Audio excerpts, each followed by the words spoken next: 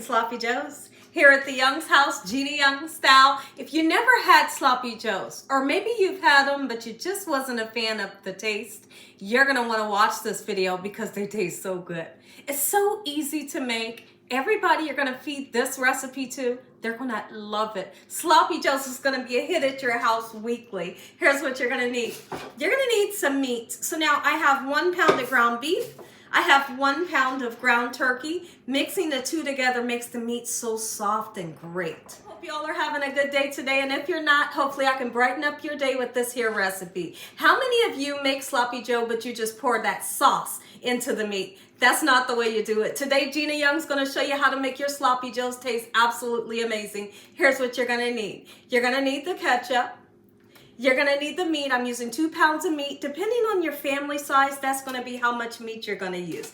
You're gonna need some vinegar, and we'll talk about what we're gonna use that for. A little bit of Worcestershire sauce is gonna make everything taste amazing, right? You need to put some vegetables in it to make it look beautiful and taste good. So we're gonna throw in some green bell pepper, some nice sweet Vidalia onion. You're gonna need your hamburger buns, and we're gonna put some spices in it to make it taste good. Salt, pepper, garlic, and onion powder, and a little bit of chicken bouillon powder. Make sure your hands are impeccably clean. Let's get started with this delicious sloppy joe Gina Young. I'm going to be using something super special for this recipe, and we're using hot dogs. The reason why I'm using hot dogs is growing up, my mom, when she would make sloppy joes, there was never a time where she made sloppy joes and she didn't use hot dogs. So what she would do, she would cook some hot dogs on the side, and when she served the sloppy joe to you, she would ask, do you want a hot dog on yours? So it's kind of like a chili dog, but it wasn't because it was sloppy joe.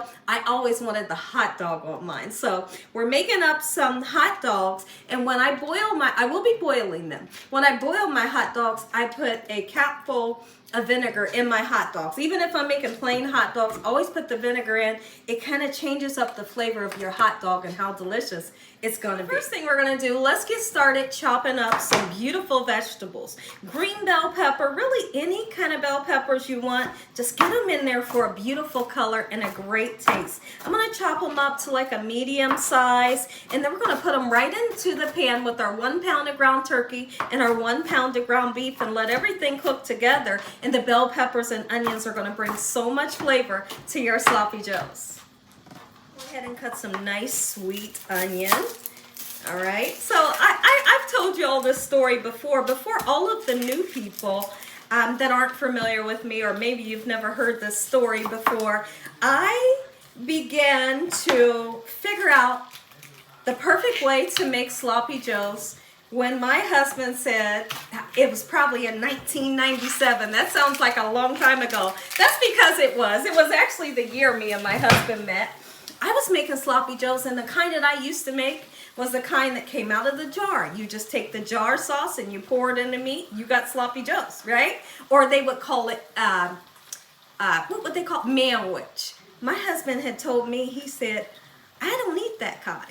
He said, yours don't have bell peppers and onions in it? And I said, no. And he quickly told me that he grew up with, his grandmom raised him, and his grandmom had a friend. Don't quote me on the name, but I believe her name was Miss Georgia. So she was an older lady. He said, baby, he said, Miss Georgia used to make the best sloppy joe. Can you try to make it homemade? He did tell me this. I was about 20 years old. He did. He said, can you make homemade? And so from that moment on, I never made the type of sloppy joe that came out of the can. I never did that again. So this is the recipe that he absolutely loves. And he looks at me, he said, yep.